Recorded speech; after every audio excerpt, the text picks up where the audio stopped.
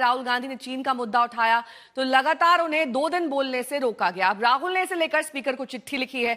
वहीं सदन में स्पीकर की ओर पर्चा उछालने वाले 8 सांसदों के निलंबन का मुद्दा भी गरमा रहा है। विरोध के मोर्चे के बीच विपक्षी सांसदों ने स्पीकर की ओर पर्चे उछाले तो इस आचरण पर एक्शन हुआ। 8 सांसदों का निलंबन हुआ और देखते ही देखते नया सियासी रण छिड़ गया।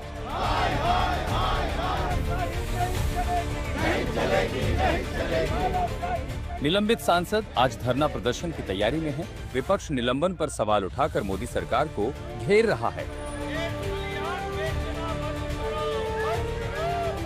ये कहाँ का लोकतंत्र है, कहाँ सदन की गरिमा है। जिस पार्टी ने 60 साल राज किया आज वो शर्मसार कर रही है। क्या कांग्रेस का नेतृत्व का दिवालियापन निकल चुका है? क्या कांग्रेस के नेतृत्व में क्षमता खत्म हो गई है? क्या कांग्रेस के पास तर्क देने खत्म हो गए? क्या कांग्रेस के पास सुझाव देने खत्म हो गए? तो ये जो देश के अंदर हो रहा है और आप विपक्ष को बोलने नहीं दोगे तो बिल्कुल पूरी तरीके से हम लोग तबाही की तरफ जा रहे हैं।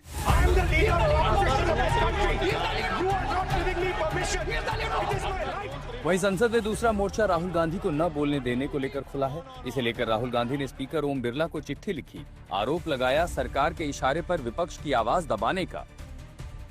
हिस्ट्री में एलओपी को प्रेसिडेंशियल एड्रेस में नहीं बोलने दिया। बाहर बोल दीजिए, जो अंदर नहीं कहा दिया जा रहा है।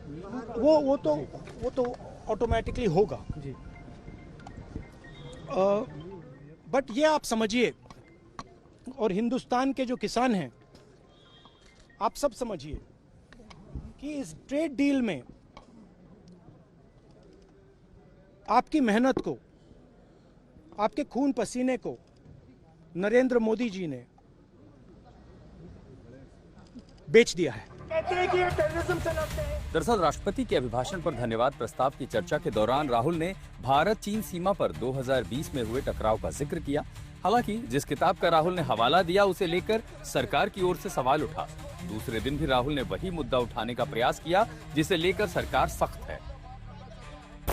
लोकसभा राज्यसभा में कैसे बोलना चाहिए, किस विषय में बोल सकता है, ये सारा रूल राहुल जी के दादा दादी का समय में बनाया है।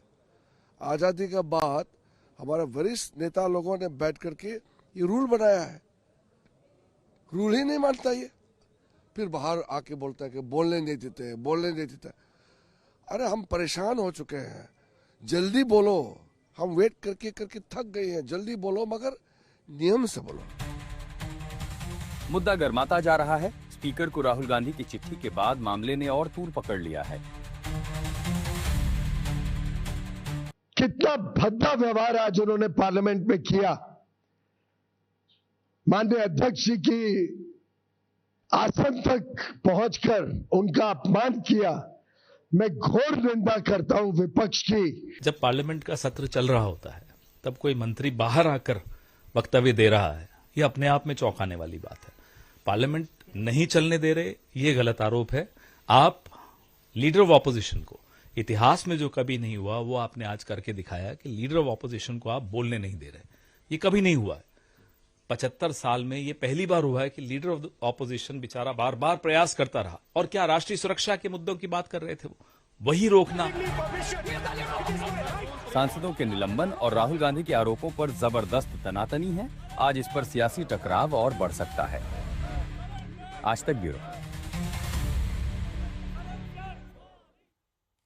जितेंद्र बहादुर सिंह मेरे सहयोगी जुड़ गए हैं तमाम जानकारी के साथ। जितेंद्र, जिस बारे में राहुल गांधी ने स्पीकर को पत्र लिखा है कि उन्हें बोलने नहीं दिया जा रहा है, लेकिन नियम भी तो उन्हें समझाए जा चुके हैं कि आप किसी प्रिंटेड मैगजीन, किसी प्रिंटेड पेपर को ही कोट करें।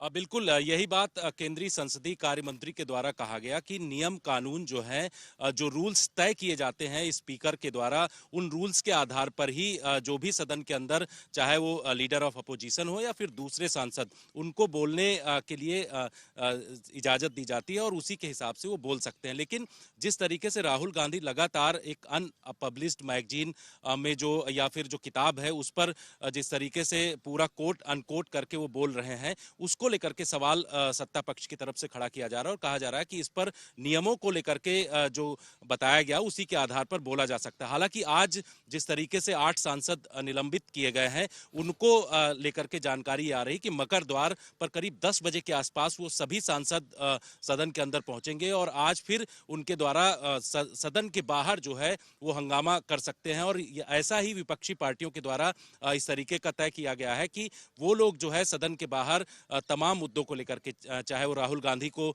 न बोलने की बात हो या फिर इसके साथ साथ जो अमेरिका के साथ ट्रेड डील हुई है उसको लेकर के भारी हंगामा कर सकते हैं। वहीं समाजवादी पार्टी को कल हमने देखा कि वो उत्तर प्रदेश में जो मणिकर्णिका घाट है उसको लेकर के वो सदन के अंदर भी हंगामा कर रही थी, इसके साथ साथ सदन के बाहर। तो आज तमाम विपक्षी पार्टियां जो है अलग अलग मुद्दों को लेकर के हंगामा करने के आसार दिखाई पड़ रहे हैं। हालांकि राष्ट्रपति के अभिभाषण को लेकर के शाम 5 बजे के आसपास प्रधानमंत्री नरेंद्र मोदी इस पर आज धन्यवाद प्रस्ताव प्रधानमंत्री द्वारा दिया जाएगा शाम 5 बजे।